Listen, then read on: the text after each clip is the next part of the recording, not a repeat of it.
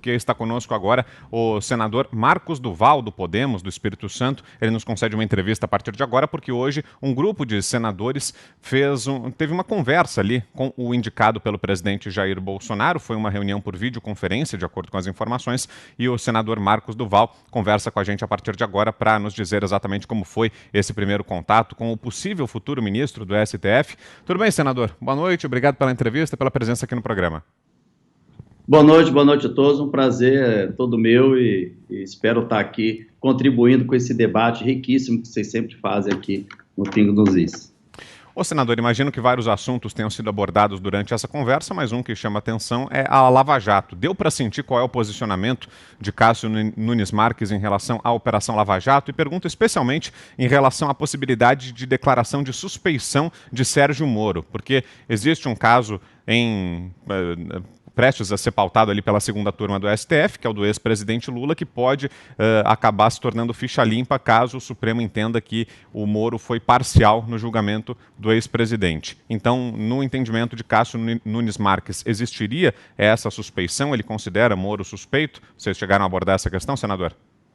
Bom, o nosso encontro hoje virtual foi um convite do senador Everton, que não sou nem integrante do partido, nem do grupo, mas ele gentilmente me convidou e inicialmente estava sendo uma reunião de boas-vindas, né, desejando sorte, muitos senadores felizes com a escolha do nome dele, senadores que têm aí uma carreira jurista enorme, validando o nome dele, eu observando, mas eu me senti muito desconfortável e foi quando eu comecei, de forma, claro, muito educada, a fazer os questionamentos, né, alguns questionamentos que todos estão fazendo, né, uma parte que apoia o presidente, outra que não apoia, a imprensa, e eu peguei a liberdade para fazer esse questionamento. Um deles foi a questão da Lava Jato.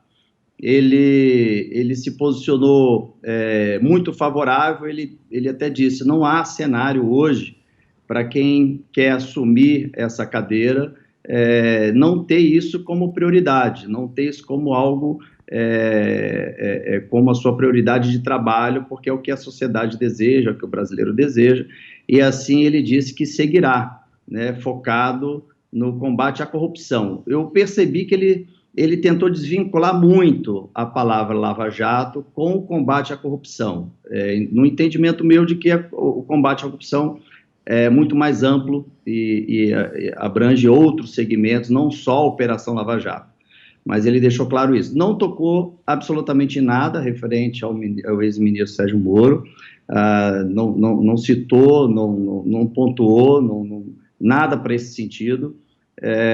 Eu também fiz o questionamento sobre a prisão em segunda instância, né, que ele já tinha feito uma posição, ele disse que é muito favorável à prisão em segunda instância, mas enquanto o Congresso não definir a regra, né, a lei, ele vai estar seguindo dentro do entendimento dele de que quem tem um histórico criminoso e que ele vê que não há condições dessa pessoa permanecer em liberdade, ele vai pedir, então, o regime fechado. Em outras situações, não. Então, ele falou que seria muito de caso a caso, enquanto o Congresso não definisse isso.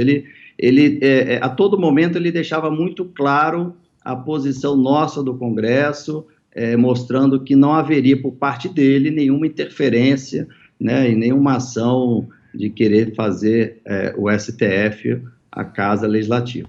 Senador, ele disse que vai julgar caso a caso. Sim, é sempre assim.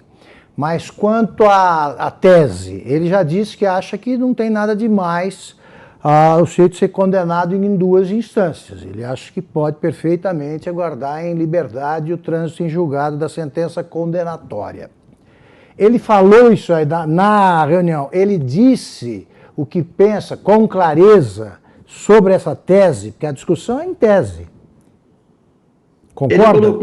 Ele colocou para a gente dentro desse entendimento dele de quem é a pessoa que está sendo julgada. É alguém que tem um histórico criminoso, um histórico que pode causar perigo à sociedade, aí ele vai tomar uma decisão. Se é uma pessoa que não pode e que não tem um perfil de causar perigo à sociedade, ele tomaria uma outra decisão. Ele não deu nenhum exemplo. Por exemplo, o Lula deve ser preso ou não? Deixa eu... Acho que a gente está com algum problema ali na conexão com o senador Marcos Duval, é isso? Será que a gente vai refazer o contato com ele? E agora sim, agora conseguimos ouvir. O Augusto tinha complementado a pergunta. Diga, Augusto. Se ele citou algum exemplo, o Lula é um dos exemplos, merece ser preso ou merece estar em liberdade? Não citou. Eu até, pelo ponto que vocês colocaram aí do Lula, eu até perguntei qual é a ligação com a ex-presidente Dilma, sobre a indicação dele, se tinha algum vínculo com o PT. Ele também frisou muito isso, que não tinha absolutamente nenhum vínculo, somente a indicação e a procura que ele fez, né, a presidente que estava ocupando o cargo na época para que pudesse empossá-lo, né, indicá-lo, né, mas que não tinha vínculo nenhum com nenhum partido, muito menos com o PT. Mas ele não citou nada, absolutamente nada sobre Lula, não citou absolutamente nada sobre o ex-ministro Sérgio Moro, como vocês me questionaram. Ana Paula, sua pergunta. Senador, não preocupa, eu acho que levanta um pouco a preocupação na sociedade desse apoio aí interno do Senado a essa indicação do presidente Bolsonaro, que parece que transita de uma maneira muito confortável, né, no ambiente político. Não preocupa o senhor votos já expressados publicamente de total apoio de senadores como Renan Calheiros, por exemplo, a essa nomeação? Então, após a minha conversa, meu encontro com ele, um amigo senador do nosso grupo Muda Senado, ele fez esse questionamento, né? Ele disse o seguinte: muito me preocupa ver o PT e alguns senadores, né, que estão sempre respondendo aí algumas, até a Lava Jato, estarem felizes, né? A minha leitura é porque, para quem poderia estar assumindo a posição ali, seria o ex-ministro Sérgio Moro, que fez um trabalho muito focado e refletiu muito no PT. Eu acho que qualquer outro que assumiria ali para o PT seria uma bênção, né? Seria um sonho, né? Que não fosse o ex-ministro Sérgio Moro. Então, eu vejo como algo do tipo, poderia ser pior, né? Mas não é. Mas na minha leitura, é um desembargador muito novo, né? Muito novo, tem uma carreira longa pela frente, se embasou sempre nas respostas, nas questões técnicas, fazendo comparações a estudos que ele fez na Europa, né, no seu doutorado, pós-doutorado, colocando sempre dentro desse viés e sempre deixando muito claro que ele estaria seguindo as regras colocadas pelo Congresso. Então, eu não vi movimento nenhum tendencioso de radical, de posições radicais, de defesas radicais, de ideologias radicais. Deixou claro que não conhecia o presidente, conheceu uns 2 anos atrás nos corredores do Congresso, quando estava almejando a posição, depois voltou algumas semanas atrás para desejar ser desembargador do STJ, então ele foi surpreendido com a indicação para o STF, e para mim também isso é um cenário muito positivo de que não houve, ou não estava havendo um acordão, porque, no meu entendimento, quem seria escolhido, quem ocuparia esse cargo é o ministro André Mendonça, né? Um pastor, o ministro da Justiça, entrou no lugar do ex-ministro Sérgio Moro. Para mim, ele estava praticamente certo a escolha dele. Me surpreendeu a todos, né? Surpreendeu a todos. Mas a nós, os brasileiros, eu sou recém-chegado na política, eu só tenho 19 meses de política, minha carreira era outra, não era essa. A gente chega aqui com um desejo de velocidade muito grande, né? Porque, é claro, né, o Brasil está sempre em situações difíceis e a gente precisa ser rápido. Mas a democracia, ela não tem essa rapidez. Sim, e hoje as informações tramitam numa velocidade ainda maior. E eu percebo que a gente não consegue dar essa velocidade, por ser um país democrático, uma democracia nova, como a sociedade está nos demandando. Então há uma certa frustração mesmo. Mais uma pergunta agora, o Guilherme Fiuza, por favor. Fiuza. Pois é, senador, o senhor como recém-chegado na política, o senhor não se preocupa com um desembargador indicado para o STF que não menciona a expressão Lava Jato, que é símbolo de um ataque frontal ao crime no Brasil? O senhor não vê um sinal preocupante nessa omissão, mesmo que nessa conversa informal?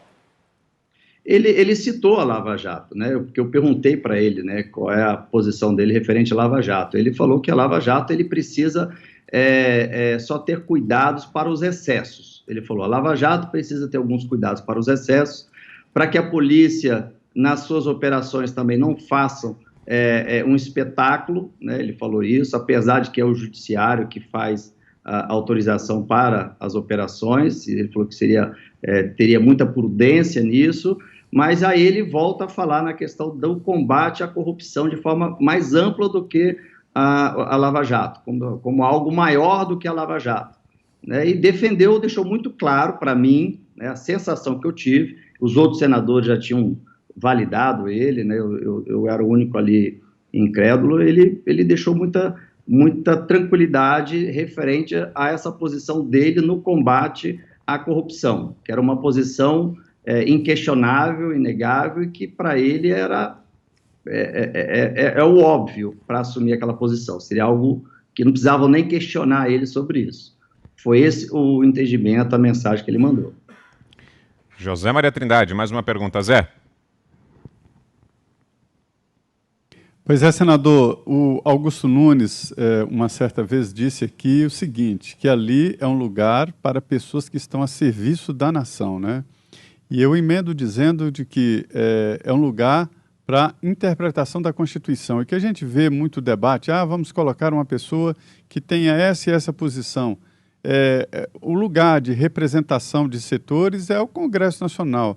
Para o Supremo deve ser escolhido alguém que tenha conhecimento e que tenha habilidade para interpretar a Constituição e não movimentos políticos. O senhor não vê um erro nessa história de ficar parlamentarizando o Supremo Tribunal Federal, não? Em cima dessa sua fala, foi exatamente essa radiografia que eu fiz após a reunião com ele, de alguém, de um ministro que vai estar ali interpretando a Constituição, ponto. Não vai estar em cima das suas ideologias, ou do que ele acredita, ou do que ele fez. É o que ele transmitiu naquele momento para mim. Eu não sei se ele tem muita habilidade, né? Provavelmente tem, porque é uma pessoa nova, já é desembargador, veio do 5º Constitucional, então é alguém que realmente tem uma certa habilidade de comunicação, de trato. E eu acho que também isso é importante, né? Mas a radiografia que eu fiz foi exatamente essa sua leitura de que ele seria muito técnico, praticamente zero ideológico. Seria de direita, extrema-direita, centro, qual a posição dele? Não falamos sobre aborto, não houve tempo para isso, mas o que eu percebi é que ele toda hora seguia para o caminho de que ele estaria fazendo as suas decisões em cima da Constituição, e do que o Congresso estaria demandando na questão dos novos projetos, novas leis e tudo mais, estaria sendo um obediente ali da Constituição. Então, toda hora que eu pautava alguma coisa, se ele era CAC, né, se ele era atirador, colecionador, aí ele tentou ser bem objetivo referente a isso, que ele tem arma, que ele tem uma 380, uma pistola, comprou uma 9mm para ter em casa, porque agora a questão da segurança, mas que ele não porta arma, ou seja, então ele já deixou claro que ele não é favorável a porte de arma.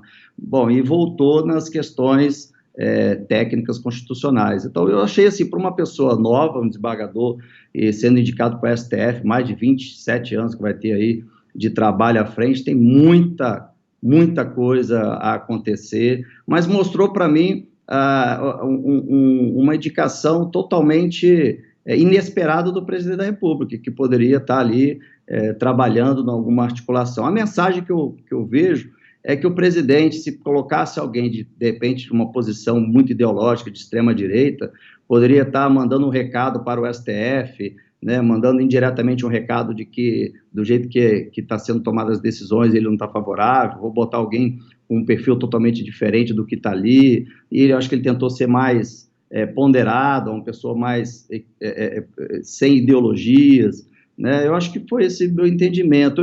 Eu confesso para vocês que eu iniciei a reunião, né? E essa reunião com uma boa luz no final desse túnel. Esse túnel não está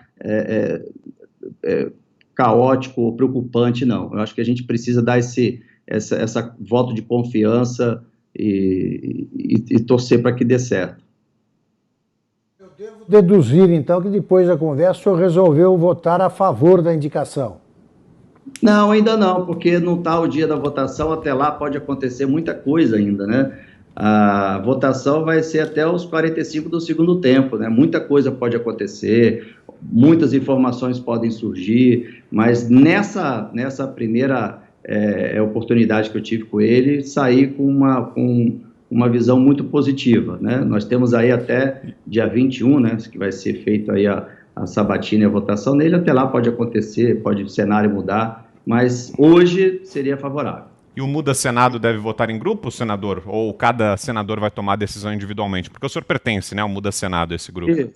Eu até fiz contato logo em seguida com o grupo Muda Senado, eles colocaram que seria interessante fazer até uma sabatina mais aberta, né, que todo mundo pudesse escutar as perguntas e não fazer aí uma reunião fechada, e ficamos de debater isso. Amanhã nós vamos continuar debatendo de como seria isso, mas eu acredito que está muito polarizado ali, não tem uma posição única de todos referente ao desembargador, não. Perfeito, vamos acompanhar então. Agradeço aqui a participação do senador Marcos Duval. Obrigado pela entrevista, senador, pela presença aqui em Os Pingos nos Is. Uma boa noite, um abraço. Uma boa noite a todos, obrigado.